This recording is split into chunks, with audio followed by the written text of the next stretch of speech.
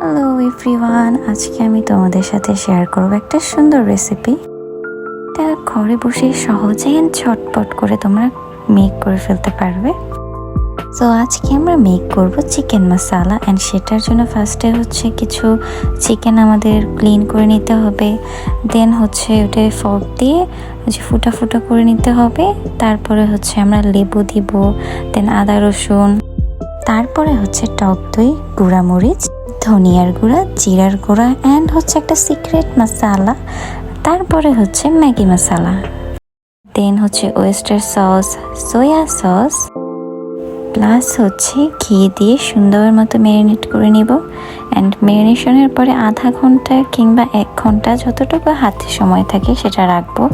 আর হচ্ছে ঢাকনা দিয়ে এভাবে ঢেকে ম্যারিনেশনটা করলে ভালো। দেন আলাদা একটা সাইডে হচ্ছে ঘি দিয়ে এই পেঁয়াজটা বেরেস্তা করে নেব।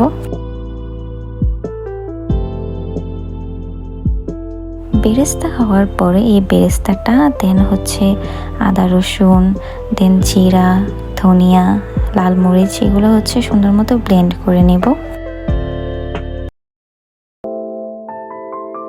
তারপরে আবার হচ্ছে কড়াইয়ে পরিমাণ মতো ঘি দিয়ে নেব। ঘি দেওয়ার পরে আমাদের ম্যারিনেশন করা মাংসগুলো দিয়ে দিব।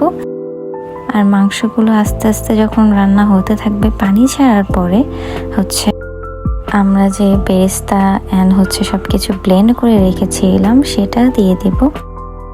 আর এভাবে কিছুক্ষণ নাড়াচাড়া করার পর হচ্ছে অল্প একটু পরিমাণ পানি দিয়ে নেব, যেন চিকেনটা ভালো মতো রান্না হয়ে ওঠে।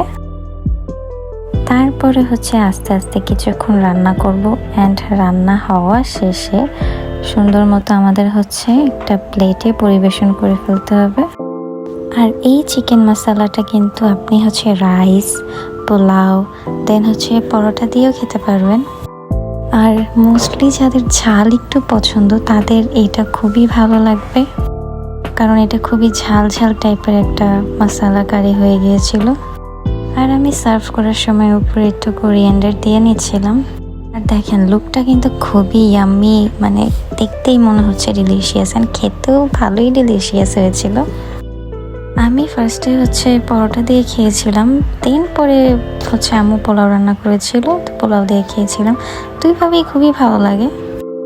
তো তারপর হচ্ছে বাসায় হালিম আনা হয়েছিল রায়বাজার থেকে, মানে আমার নানুর বাসার ওদিক থেকে। আর ওই হালিমটা আমার এত ভালো লাগে, মানে বলার মতো না, শুধু আমার না, বাসার সবারই ভালো লাগে। ওরা হচ্ছে এক বাটি 60 টাকাতে সেল করে, আর 60 টাকার হালিম হলেও মানে এত মজার। ওরা টক সাথে দিয়ে দেয়, বেরেস্তা দেয়, অ্যান্ড মশালা একদম ভরপুরভাবে দেয়, যার কারণে খেতে কিন্তু খুবই টেস্টি হয় এই হালিমটা। আর আমি হচ্ছে নানুর বাসায় গেলে প্রায়ই কম বেশি এটা আমার খাওয়া হয়। মানে দেখেন হালিম তো দেখলেই বোঝা যায় কোনটা ইয়াম্মি বা কোনটা ইয়াম্মি না।